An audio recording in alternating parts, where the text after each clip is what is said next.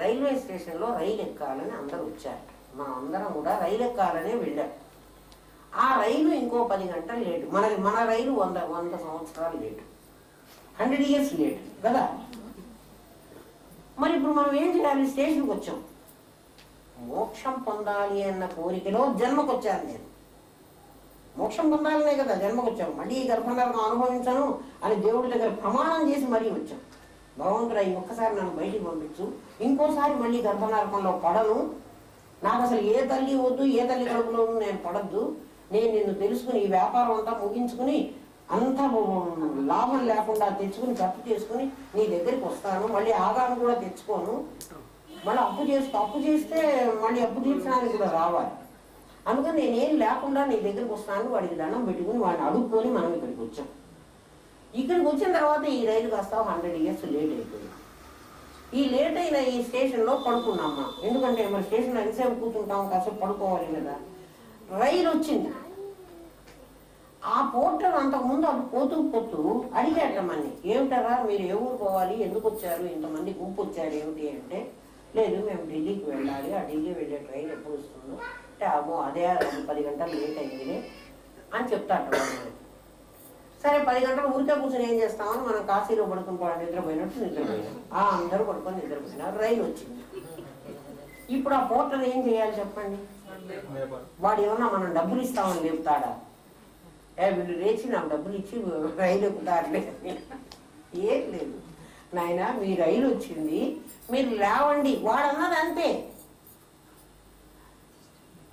మనకే అర్థమైపోవాలి. గురువు మనకి చెప్తున్నటువంటి జ్ఞానం అంతే. ఏం చెప్తున్నాడు? తత్వమసి అని చెప్పాడు. అయితే అదే మాకు ఎట్లా తెలుస్తుందండి? ఆ 1-2 మాటల్లో మాకు ఇంత అర్థమైపోతుంది. 4 అక్షరాలు మాకు ఇంత అర్థమైపోతుంది. ఎందుకు అర్థం కాదు? పిల్లవాడు అక్కడ నిప్పు దగ్గరికి పోతూ ఉంటే, నిప్పు పొయ్యి దగ్గరికి పోతున్నాడు ఓ పిల్లవాడు, ఓ 2 ఏళ్ల పిల్లవాడు.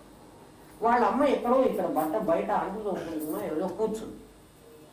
ఇప్పుడు ఆ అమ్మ ఆ పిల్లవాడిని వెళ్ళి పరిగెత్తి వాడిని నిప్పు దగ్గర నుంచి లాక్కొచ్చేంత టైం లేదు. ఈమె ఇక్కడి నుంచి ఒరే అని అరుస్తుంది పెద్దగా. అంటే ఏమని? ఒరే అన్న పదంలో నిప్పు ముట్టుకోవాకు, అది నిప్పు నీకు కాలుతుంది ఏమన్నా చెప్పింది ఆమె? ఏం చెప్పలేదు.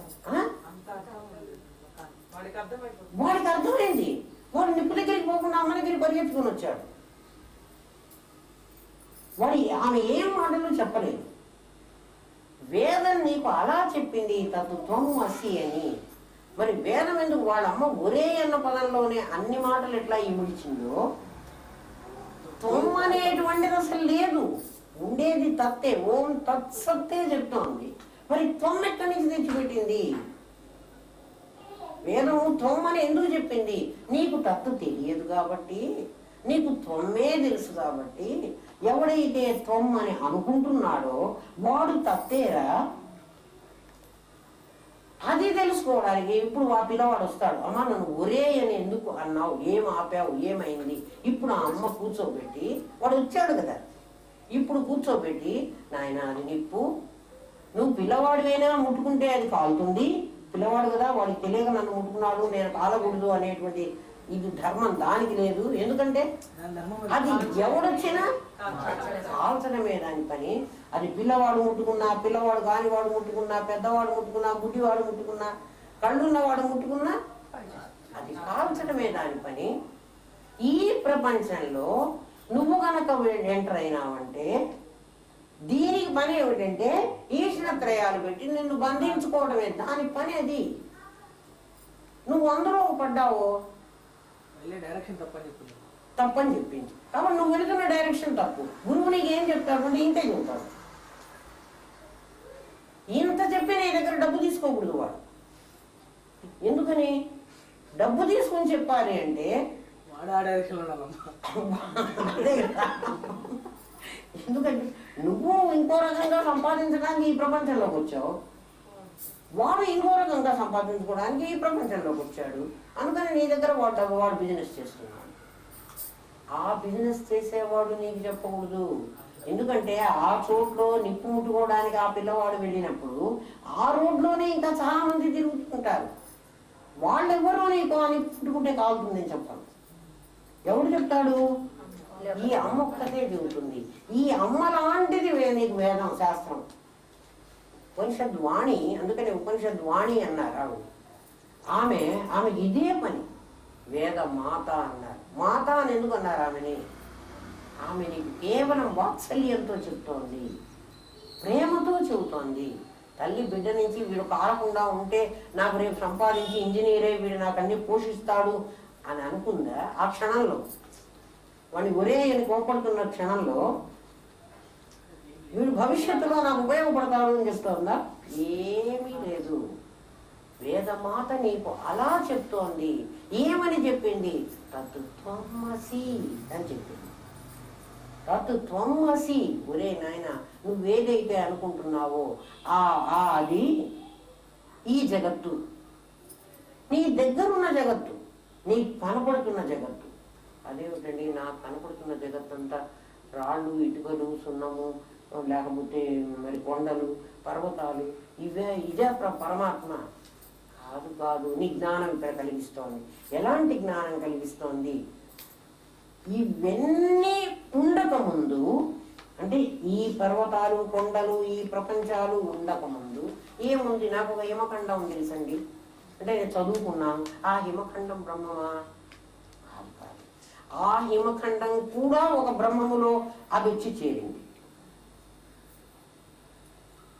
లేకపోతే సోలార్ సిస్టమ్ అంతానా? సోలార్ సిస్టమ్ కూడా బ్రహ్మములో వచ్చి చేరింది. అంటే సూర్యుడు, సూర్య కుటుంబం, సౌర కుటుంబం కాదు. అంటే ఇంకొకటి ఏదో ఉంది అందులో. ఆ ఉన్నదేదో అది నీవే. అయితే ఇదంతా నేను అది ఎట్లా అవుతాను? నాకెందుకు వీలవుతుంది? ఇప్పుడు ఆలోచించి, నువ్వు ఉన్నావు కదా, నీకు ఇంద్రియాలు ఉన్నాయి కదా, నీకు మనస్సు ఉంది కదా, ఉన్నది. బుద్ధి ఉంది కదా, ఉన్నది. జాగ్రత్త, స్వప్న, సుషుప్తి అనేటువంటి అవస్థలు నీకు తెలుసు కదా, తెలుసు. నేను ఉండడం వల్ల ఇవన్నీ తెలుస్తున్నాయో ఆ నేను ముందున్నది.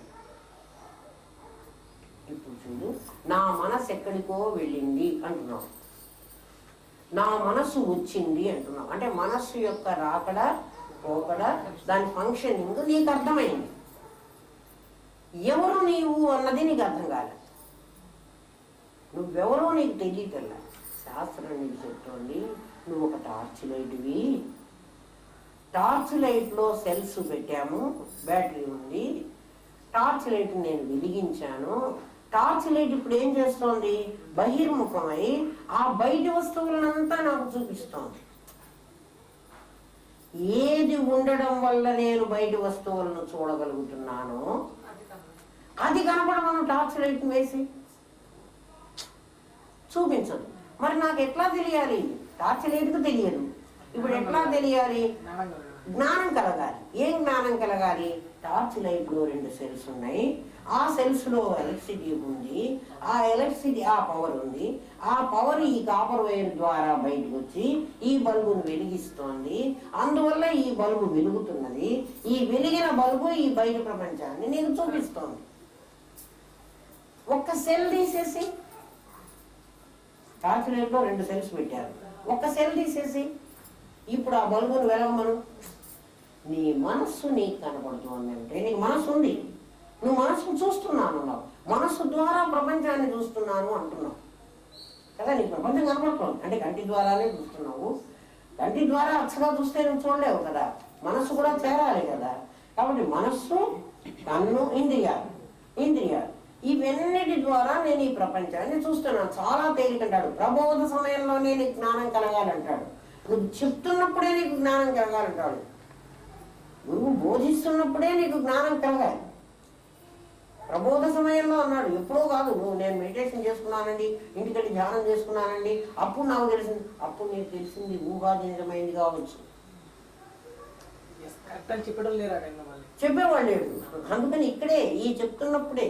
ఇప్పుడు చూడు, టార్చ్ లైట్లో సెల్ ఉంది కదా, సెల్లో ఉండేటువంటి కరెంటు వల్లే కదా బల్బు వెలిగింది.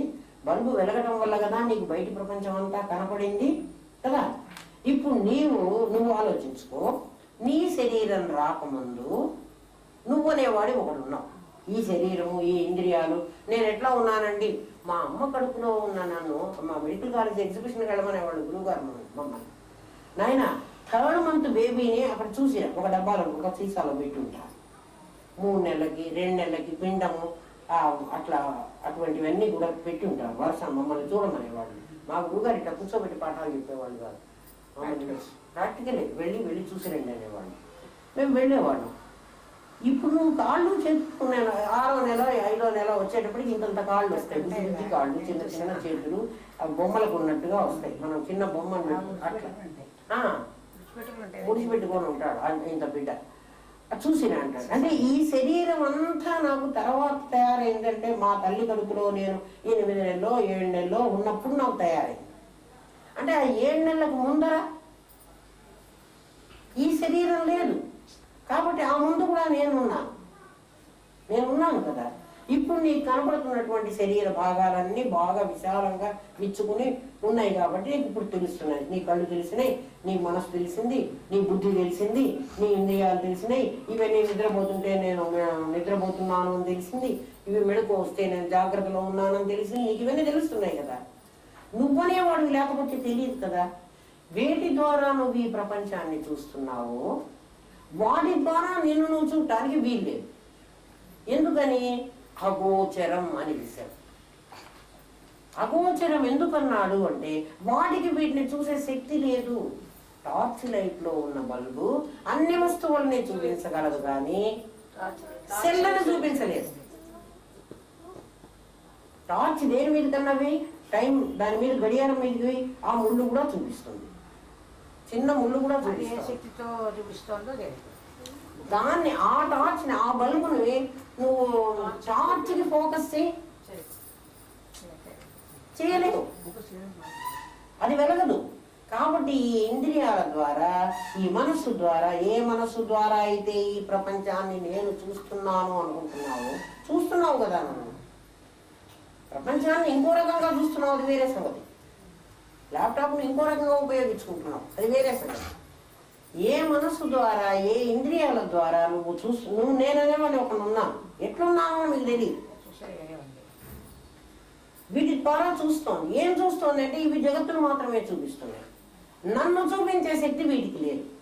కాబట్టి నేను వీటి ద్వారా కొంతమంది ధ్యానాన్ని కూర్చుంటారు, ఇట్లా ఇట్లా ఇట్లా ఇట్లా అంటుంటారు. పిచ్చివాళ్ళలారా అట్లా అంటే వీటి ద్వారా చూద్దామనే. ఈ ఇంద్రియాల ద్వారా అగోచరం అని చెప్పేశాడు. వీటి ద్వారా నువ్వు చూడడానికి వీలే లేదు. కాబట్టి నాకు రాముడు కనపడ్డాడన్నా, నాకు కృష్ణుడు కనపడ్డాడన్నా, నాకు భగవంతుడు కనపడ్డాడన్నా, ఇవన్నీ అబద్ధాలు. మరి ఏమిటి ఇవన్నీ? నీ మనసు ఊహించిన రూపాలు. నీ మనసు అనేక రూపాలు ఊహిస్తుంది. అందుకనే అది వేదాంత సిద్ధాంతం కాదు. ఎందుకని? నీ మనసు వేరే రూపాలు ఊహించింది, నా మనసు ఇంకో రూపాలు ఊహించింది. ఎందుకని? నా మనసు ఊహించింది నన్ను, నా మొగుడిని, నా కూతురు, నా కొడుకు, 4. నా కళలో ఎవరిని గురించి వస్తాయి? సాధారణంగా ఎవరికైనా కళ వచ్చింది, ఎవరిని గురించి కళ వస్తుంది? నా ఫ్యామిలీ గురించి, ఇంకొకళ్ళ గురించి నాకు రాదు. అంటే నీ ఇంద్రియాలు దేనికి అలవాటు పడిపోయినాయి అంటే నీ కుటుంబాన్ని, నీకు కనబడుతున్న జగత్తుని, నీవే అనుకున్న వాటిని మాత్రమే ఫోకస్ చేసి నీకు చూపిస్తాయి. నిన్ను చూపించే శక్తి వాటికి లేదు. ఎందుకని వాటికి లేదంటే నీ శక్తితో పనిచేసేటువంటివి నిన్ను కనుక్కుండే స్థితి వాటికి లేదు. అందుకని నీ వంటి వాడికి ఈ జ్ఞానం తనకై కలగడానికి, నేను బుక్స్ చదువుకున్నానండి, నేను చాలా చదువుకున్నాను, నేను చాలా ఏం చదువుకున్నా నీకు తెలియడానికి వీల్లేదు. మరి ఎవరు చెప్పాలి? గోవిందం పరమానందం. శంకర భగవత్పాదులు అంటున్నాడు, నా గురువైన గోవిందుడే మీకు చెప్పాలి. నేను చెప్పాలని లేదు చూడు, ఎక్కడా కూడా నేను చెబుతానని అంటలే. శంకరుడే రాశాడు అన్నీ కూడా. ఒక్క చోట కూడా శంకరుడు చెప్తున్నాడని చెప్పలేదు, గోవింద భగవత్పాదుడు చెప్తున్నాడు. గోవిందుడు చెప్తున్నాడంటే వేదం చెప్తోంది ఒక రకంగా అర్థం, వేదమాత చెప్తోంది ఒక రకంగా అర్థం, తన గురువు అయినటువంటి గోవింద భగవత్పాదుడు చెప్తున్నాడు. ఆయన చెప్పడం వల్ల ఏమవుతుంది? గోచరం, నీకు ఖచ్చితంగా తెలియబడుతుంది. తెలియబడదు. అరే నేను తక్కువ కులం వాడినే, నాకేం తెలియలేదే, నేను 2వ క్లాస్ కూడా చదువుకోలేదే, నేను బ్రాహ్మణుని కాదే, నీకు క్వశ్చనే అక్కర్లేదు. అయ్యో అక్కర్లేదు కదా. అక్కర్లేదన్నా. ఎందుకని? నీకు ల్యాప్టాప్ నీ చేతిలో ఉంటే ఉపయోగించుకునే జ్ఞానం ఎవడైనా నీకు బోధిస్తే కదా, నీ కులంతో, నీ ధనంతో, నీ స్టేటస్తో ఆ జ్ఞానానికి సంబంధం లేదు. నీ గురు శుశ్రూషతో అసలే సంబంధం లేదు. రోజు గురుగారు మీకు దండం పెడతాను, నాకు ఈ ల్యాప్టాప్ జ్ఞానం వచ్చేది చేయండి అంటే, ల్యాప్టాప్ జ్ఞానం నువ్వు నేర్చుకుంటే వస్తుంది. దాన్ని హౌ టు యూజ్ అనేది నువ్వు నేర్చుకోవాలి. నాకు దండం పెడితే నీకు ల్యాప్టాప్ జ్ఞానం రాదు. అందుకని నీ మనస్సును ఉపయోగించు నాయన, నీ బుద్ధిని ఉపయోగించు. దాని ద్వారా అంతర్ముఖం ఎలా అవ్వాలో తెలుసుకో. ఎలా అవ్వాలో నెక్స్ట్ క్లాస్లో చెప్తాడు. ఈ క్లాస్లో ఇంతవరకే చెప్తాడు. నీకు ఎందుకు కావాలి, ఎలా తెలుసుకోవాలి, ఎవరి ద్వారా తెలుసుకోవాలి, ఎందుకు నాకు గురువు కావాలి, ఊరికే గురువు ఒక్కర్లే, ఏం అవసరం లేదు. చెప్పు. అవును, బహిర్ముఖమే. పవర్ చెప్పారు, పవర్ బ్యాటరీ బయట కనబడుతుంది, బయట కనబడుతుంది. దాని నుంచి మీరు పవర్ చూడలేదన్నారు. చూడలేదు. అంతర్ముఖం కావాలన్నారు. అదే ఈ ఇంద్రియాలతో నువ్వు చూడలేవు. అదే ఇంద్రియాలు అంతర్ముఖం కావాలంటే అది బహిర్ముఖం కాకుండా అంతర్ముఖం కాదు. ఇప్పుడు ఈ టార్చ్ లైట్ వెలుగుతోంది కదా, వెలుగుతున్నప్పుడు నీకు బయట చూపిస్తుంది. నువ్వు టార్చ్ లైట్ ఆపకూడదు, దాన్ని వెలగమనే చెప్పాలి. ఇది వెలగడానికి ఎక్కడి నుంచి కాంతి వస్తుంది, ఈ సోర్స్ కనుక్కోవాలి. ఈ సోర్స్ కనుక్కోవాలంటే నీకు టార్చ్ లైట్ కాబట్టి నేను ఓపెన్ చేసి ఇక్కడ 2 సెల్స్ ఉన్నాయిరా నాయన, ఈ సెల్స్ లో నుంచి ఒక సెల్లు పెట్టానంటే ఇక్కడ కాపర్ వైర్ పెడితే ఈ కరెంట్ పాస్ అవుతుంది అని నేను చూపించగలను. ఇప్పుడు దీంట్లో నీకు అట్లా చూపెట్టడానికి వీల్లేదు. అందుకని నీ జ్ఞానంతోనే నువ్వు కనుక్కోవాలి, నీ మనసుతో కనుక్కోలేవు. కూడా చెప్పేది కాదు, అదే నీ జ్ఞానంతో కనుక్కోవాలి. ఎట్లా కనుక్కోవాలో ఇట్లా ఇంత డీటెయిల్డ్గా చెప్తాడు. గురువు ద్వారానే కనుక్కోవాలి. గురువు లేకపోతే నీకు, ఎందుకంటే గోచరం అన్నాడు కదా, తమ గోచరం నీకుగా తెలుసుకోవడానికి వీల్లేదు, నీ ఇంద్రియాలతో తెలుసుకోవడానికి వీల్లేదు. నీ ఇంద్రియాలు ఇంకో వస్తువును చూపిస్తాయి. ఎలా చూపిస్తాయంటే